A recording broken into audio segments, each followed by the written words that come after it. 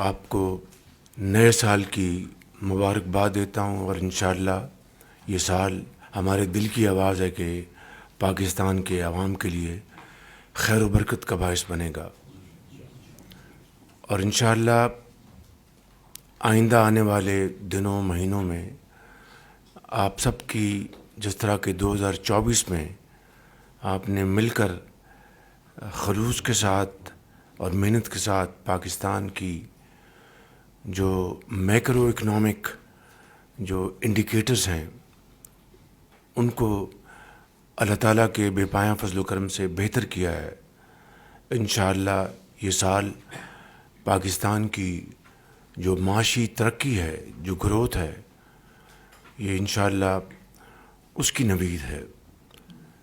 آج پاکستان میں جو انفلیشن ہے وہ 2018 کے بعد وہ 4.1% پہ CPI ہے۔